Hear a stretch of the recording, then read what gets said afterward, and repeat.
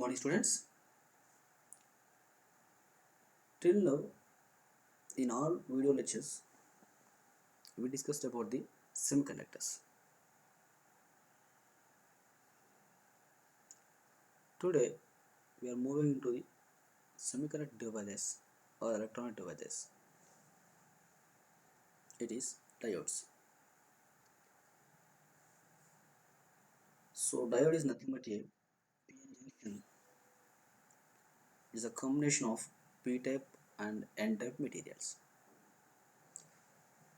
This PN junction diode consisting of P-type region on one side and N-type region on other side. That means sandwiching of P and N type materials. Here you can observe in this diagram we are sandwiching the P type silicon and N type silicon. The symbol of diode is represented below the diagram.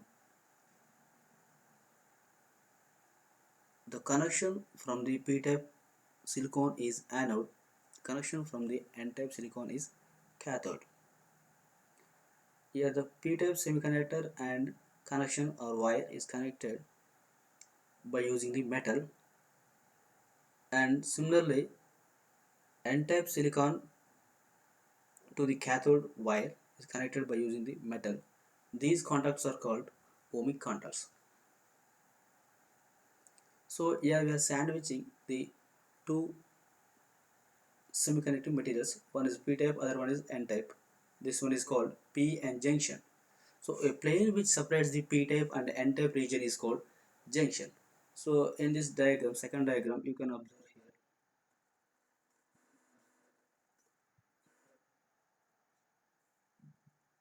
here between the P and N-type region is called junction. It is nothing but depletion region.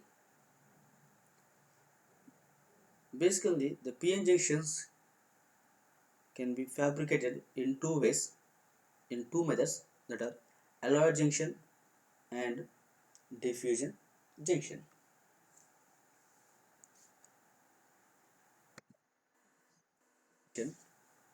Alloy junction is formed by keeping the aluminum pellets, like it is a small balls, on N-type semiconductor. It is heated to 600 degrees Celsius, then aluminum melts and penetrates into N-type semiconductor. This structure results in a alloy of aluminum and semiconductor. Then slow cooling is done. Since aluminum is a p-type impurity, upper layer becomes p-type, thus p-n junction is formed. So here you can observe the diagram. So basically we are taking the n-type material. On top of n-type material we are keeping the aluminum pellets or small balls of aluminum material. We know this aluminum is third group element. When we are adding the third group impurities, then that semiconductor become the p-type material. So we are taking the basically n-type material. On top of that n-type material we are keeping the aluminum pellets. After keeping the aluminum pellets, we are supplying the 600 degrees Celsius of temperature to that pellets. Then aluminum pellets or balls will melt, and when aluminum pellets are melt, that aluminum impurities are added to the n-type semiconductor. When third group elements are added to the semiconductor, it acts as a p-type material. So on bottom side we can observe the n-type material. On top side we can find the p-type semiconductor. So now it is p-n junction. Clear? So we are using the aluminum pellets on top of n-type semiconductor by applying the 600 degrees Celsius. Now it melts. Then after we are cooling, slowly cooling, then it becomes p and n-type junction.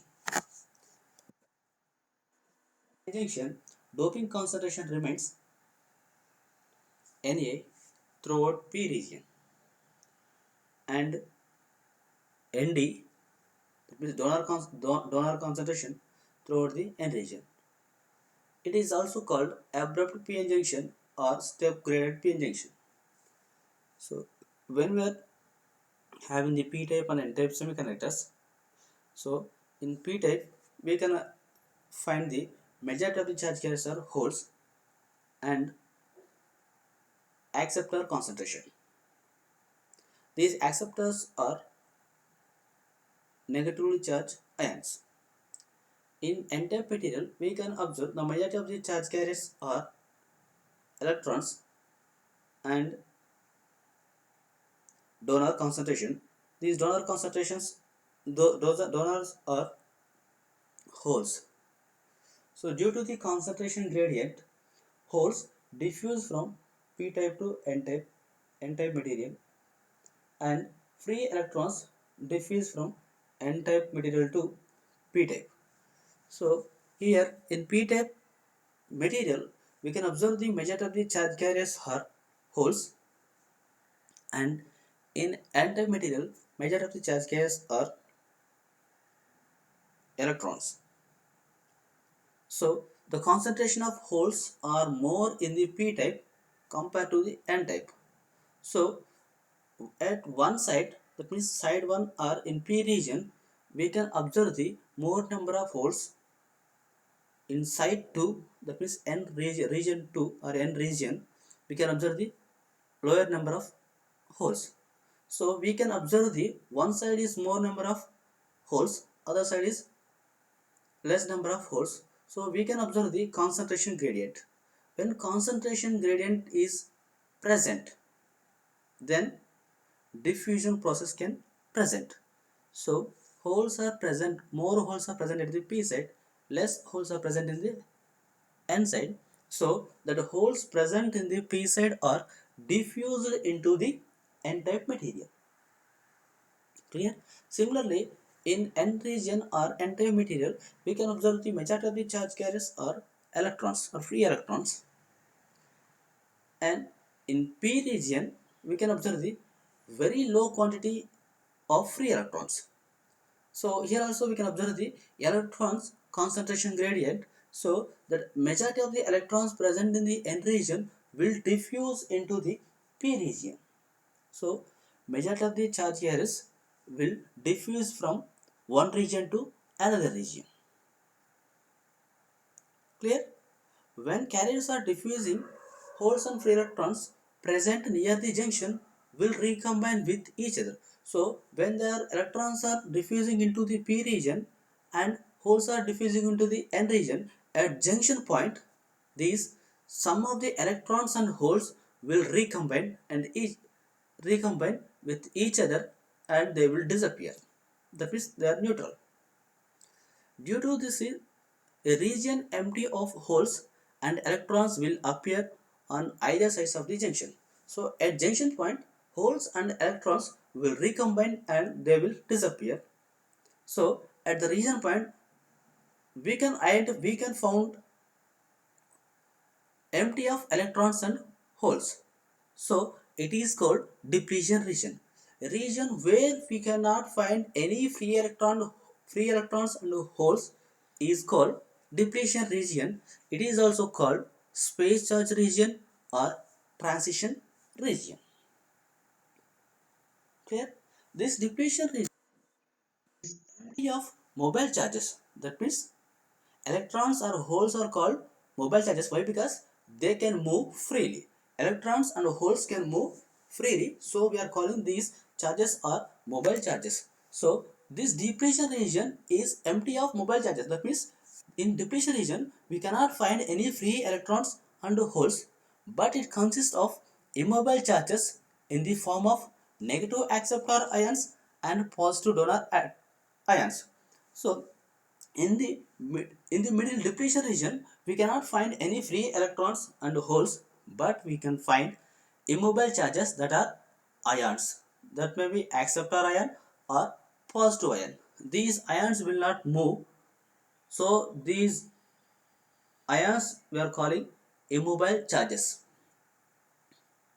It does not have any mobility.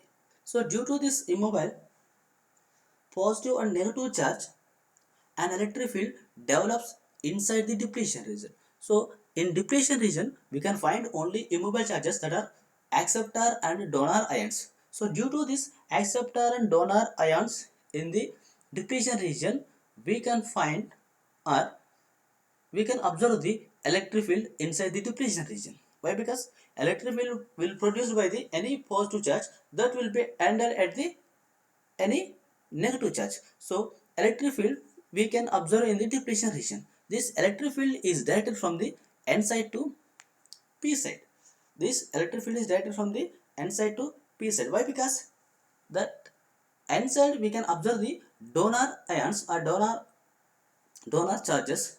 This donor charges having the donor ions having the positive charge, and it is ended at the p side. Why? Because in p side we can observe the acceptor, it has the negative charge. So donors having the positive charge, acceptors are having the negative charge. So electric field is always starts at the positive charge and it is always ends at the negative charge. So the direction of the electric field is from n side to p side. This electric field will oppose further movement of holes from p to n and free electrons from n to p. Clear? So whatever the electric field produced in the depletion region, it is directed from the n side to p or n region to p region. It is opposing the movement of majority of the charge carriers holes from p to n and electrons from n to p. So this electric field is opposing the holes from p to n and free electrons from n to p. Depletion region has positive charge and negative immobile charges. Therefore, charge density is 0. Charge density is non-zero in the depletion region. Clear? So in depletion region, we can find only positive and negative immobile charges. Therefore, charge density is non-zero inside the depletion region. The charge density becomes 0 outside the depletion region, since hole neutralize the negative acceptor ion and the free electrons neutralize the positive donor ions. We'll move to the next slide.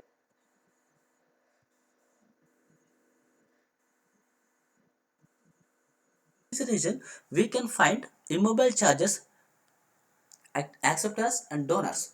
So this depletion region does not contain any depletion region. Charge density or volume charge density is not, it is not equals to 0. Coming to the p region, we are moving cursor. Yeah, p region here. So in this p region, you can observe the electrons as well. In p region, you can observe the negative ions, that are acceptors, as well as holes. So here we can find in p region negative charge and positive charge. So these two will neutralize the charge in the p region. Coming to the n region, we can observe encircled plus, it is nothing but donor impurity and donor ions. It is positive charge and electrons dots. These electrons and donor impurity ions will neutralize the charge. So the charge will the charge density, the volume charge density present in only depletion region. Depletion region, and in p region and n region, the charge density becomes 0. Clear? So here I have written rho v in the region of WP2, WP x less than 0. That means middle line, it is x equals to 0.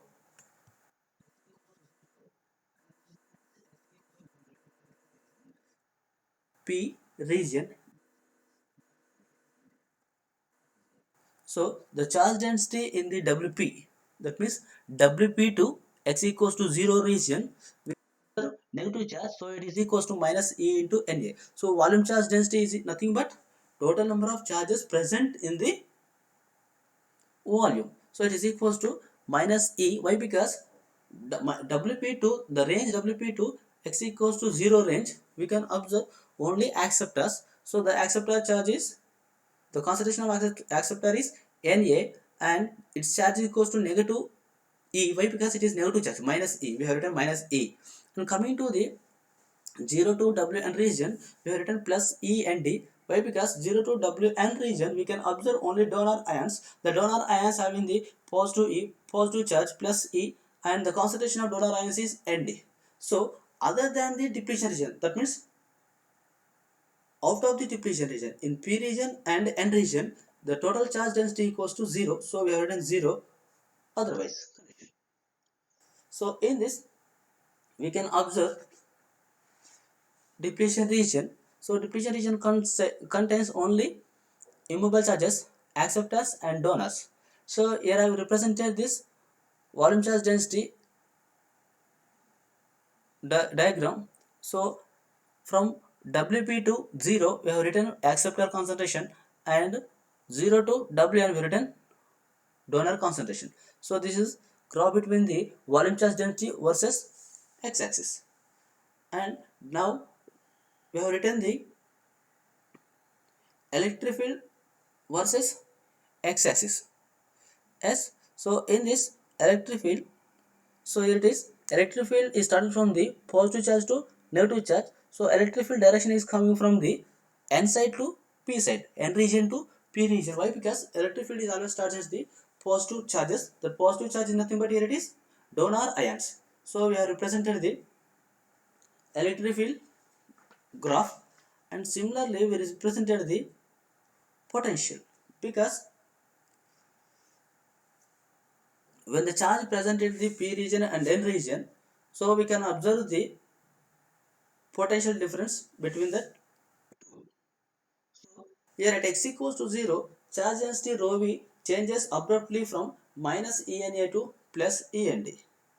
So at x equals 0, one side we can observe the charge density is minus E into Na, and other side we can observe plus E into Nd. So it is changing abruptly, sudden change. So it is called, this junction is called abrupt PN junction. It is also called step graded because charge density plot resembles a step in previous slide. Due to positive and negative charges, electric field develops inside the depletion region. It is called built electric field or built-in electric field. Clear? It is also called diffusion electric field. So we can write the Poisson equation. From the Poisson equation, d square v by dx square equals to minus rho v by epsilon. This is Poisson equation. So this Poisson equation can be applicable only within the depletion region. If you want to apply the depletion region outside the if you want to apply this Poisson equation outside the depletion region, we cannot. Why? Because so outside the depletion region, the volume charge density equals to 0. So in this case, Poisson equation cannot be applicable for the outside the depletion region. This Poisson equation is applicable only within the depletion region.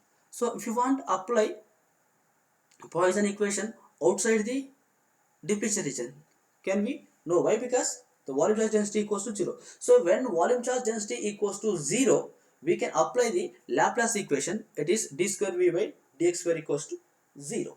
So from the Poisson equation, by integrating on both sides, we can write the dv by dx equals to minus 1 by epsilon integration of rho v dx. But E equals to, we know, minus dv by dx, it is equals to 1 by epsilon rho v dx. This electric field is present inside the depletion region, and it is 0 in the neutral P and N region. So electric field is present in depletion region only. It is 0 in the neutral P region and N region. Clear? So this electric field is developed in the within the depletion region. We cannot find the electric field in neutral P region and N region. That means other than the depletion region. Next, due to the positive and negative charges, electric field potential also develops inside the depletion region. It is called built-in potential. Clear? Due to the positive and negative charges, electric potential also develops inside the depletion region. It is called built-in potential or diffusion potential or contact potential. It is also called sometimes barrier potential. This electric field, okay, here you can observe the diagram. So I have written P and so we know the Fermi level in energy band diagram.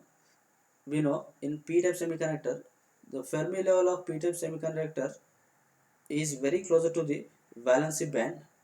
In n-type semiconductor the Fermi level of n-type semiconductor is very closer to the conduction band. This is basic one, so it is already we know in previous we discussed in previous videos. So here I have taken p and n-type material, and ec ev. ec is the conduction band and ev is the valency band. efp is the Fermi level of p-type material which is very closer to the valency band. And coming to this side n-type material, so your Fermi level of n-type material is very closer to the conduction band. So now this energy band diagram is applied to our PN junction, our PN diode. Yes, now we have taken this PN diode, one side P region, other side N region. So in between we know depletion region. So in this intrinsic Fermi level is always middle, we know. So we have taken the dotted line is represented with the intrinsic Fermi level, as EFI is middle of the semiconductor and EFP is very closer to the valency band and EFN is very closer to the conduction band. So here we can observe the gap between the EFI and EFP is we represented with the 5P. It is called built-in potential. It is also called built-in potential. Yes, and the gap between the EFN minus EFI, it is phi n. These two are also energies or energy levels. So the amount of energy required to move from the intrinsic Fermi level to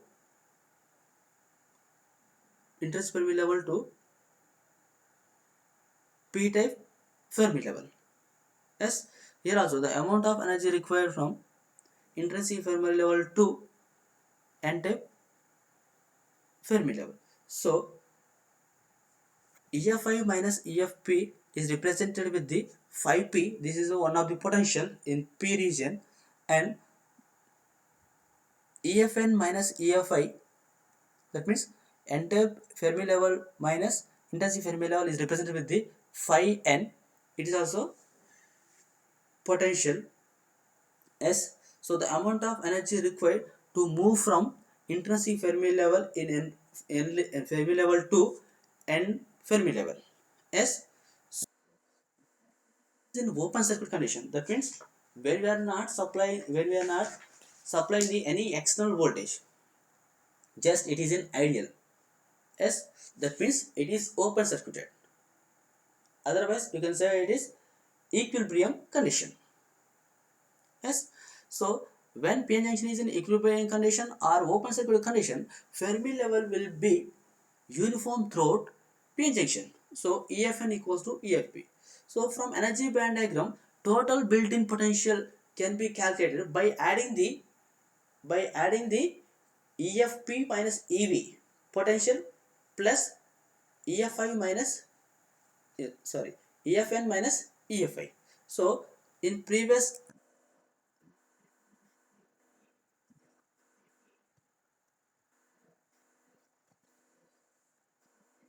energy band diagram, total built-in potential of the PN junction can be calculated. It is represented with the V naught is equals to 5P plus phi n. This 5P equals to VT ln Na by Na. We know it is KT equals to KT ln Na by Na plus KT ln Nd by Na. So instead of KT we have written it is VT. Why? Because it is thermal voltage. We know at room temperature it is equals to 26 millivolts. So from that equation we can write V naught equals to VT ln Na Nd by Na square.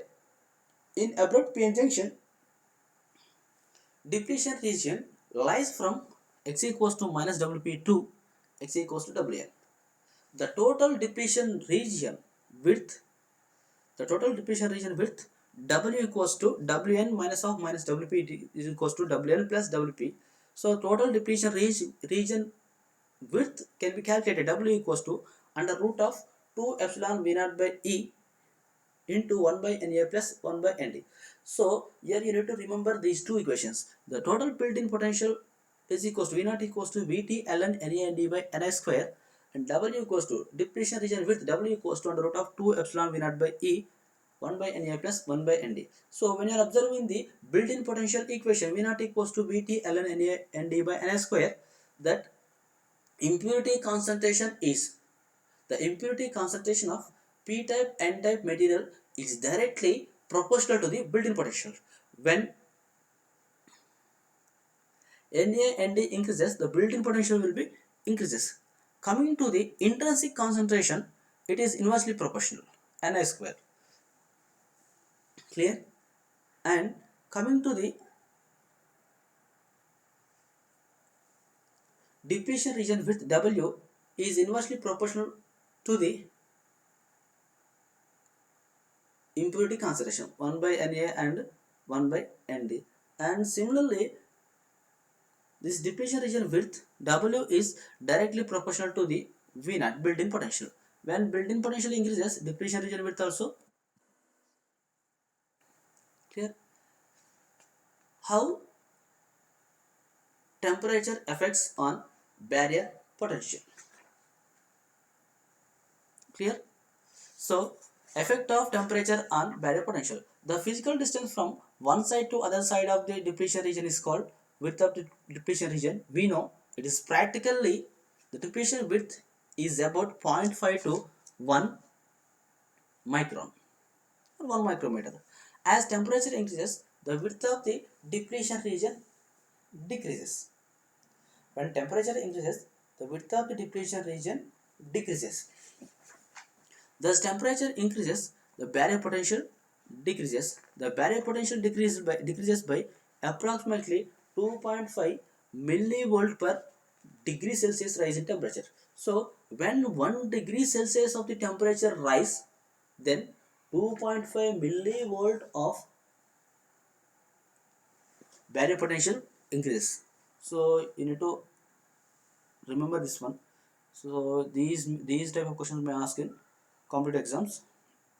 So when 1 degree Celsius of temperature increases, 2.5 millivolt of barrier potential decreases. Clear?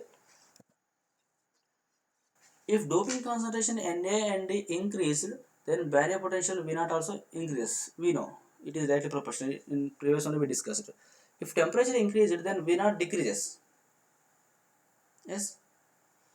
For silicon, this V naught barrier potential lies 0.5 to 1 volt. For germanium, V naught lies 0.1 to 0.5 volts. This depletion region has inverse dependence on doping concentration Na and Nd. So it is also discussed in previous slide only. Hence, lightly doped diodes have wider depletion region. Heavily doped diodes have narrow depletion region. So, if I am considering PN junction, one side, if I am assuming my P side semiconductor is heavily doped and N side is lightly doped, then what happens? In which side depletion region penetrates? Yes. So lightly doped diodes have wider depletion region. When diode is lightly doped, then we can observe the large depletion region. From that we can say when P side is heavily doped, then what happens? The acceptor concentration is more, depletion width is less. Yes. So more depletion region is penetrates into the lightly doped side. Yes. So we can observe lightly doped diodes have the wider depletion region and heavily doped have the narrow depletion region. Clear? So here I have written the law of charge balance equation. NaWp equals to NdWn. From this we can say in which side depletion width will penetrates based on the doping concentration. Yes. So Na is the acceptor concentration, Wp is the width of depletion region in P region. Yes. Nd is the donor concentration and Wn is the width of the depletion region in N region. So when acceptor concentration is more, then Wp equals to Nd by Na into Wn. So then what happens? Wp is very small. Why? Because acceptor concentration is inversely proportional to the Wp. Yes, in a PN junction, if one side is much heavily doped in comparison to the other side, then it is called one-sided abrupt PN junction. So, if one side is heavily doped, other side is lightly doped, that kind of PN junction is called one-sided abrupt PN junction. It is also called, if I am assuming, if I am doping P type semiconductor is heavily doped and N type is lightly doped, then it is called abrupt p-n junction. It is represented with p plus n. Why? Because the plus indicating the heavily doping. So p plus n junction. If I'm doping n is heavily and p is lightly, then it is p n plus junction. So n side is heavily doped.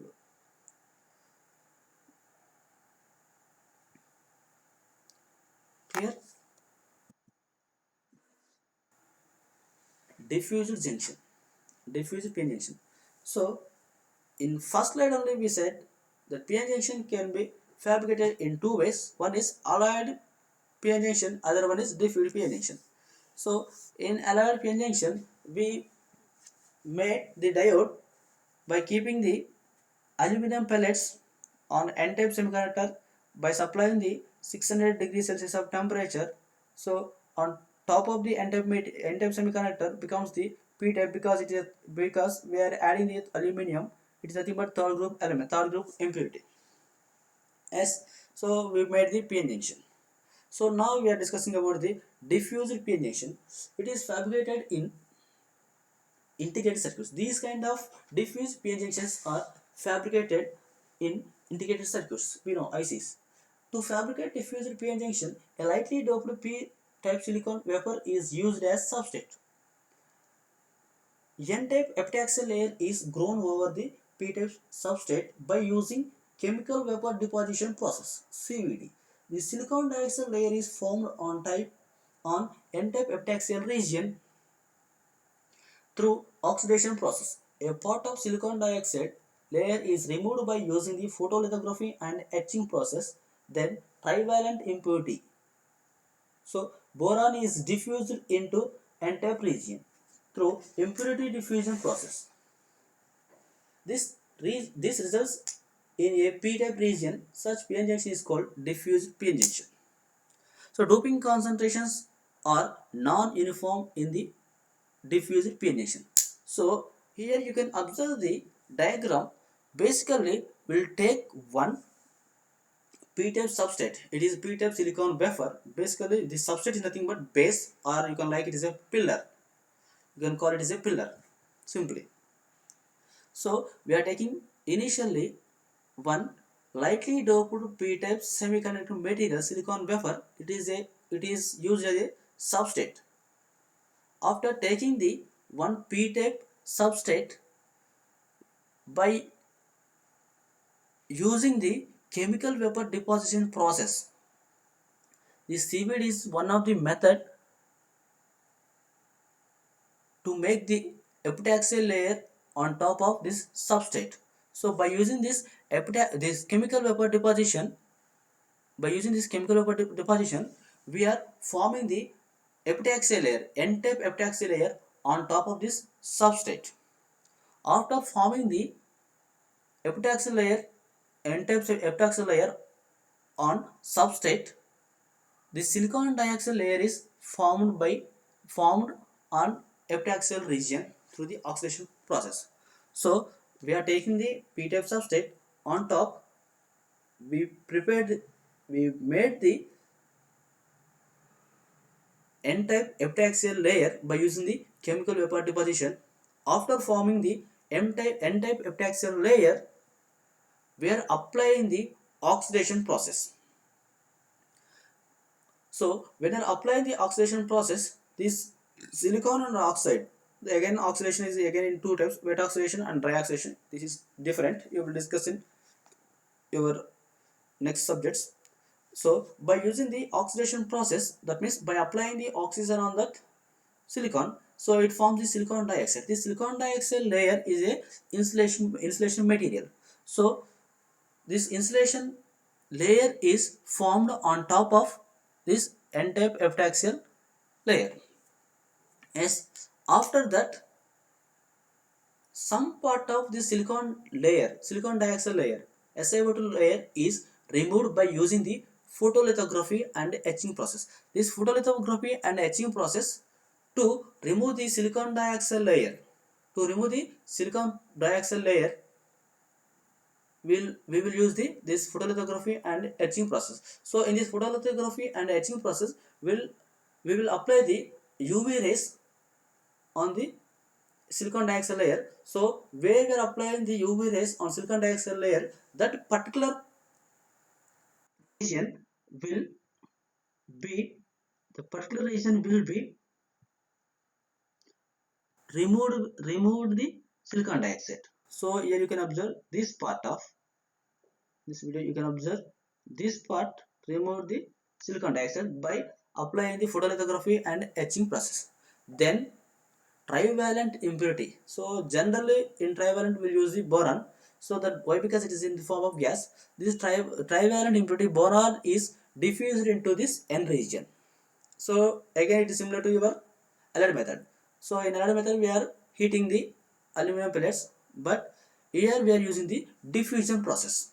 By diffusing the boron using the impurity diffusion process, now it forms the P region.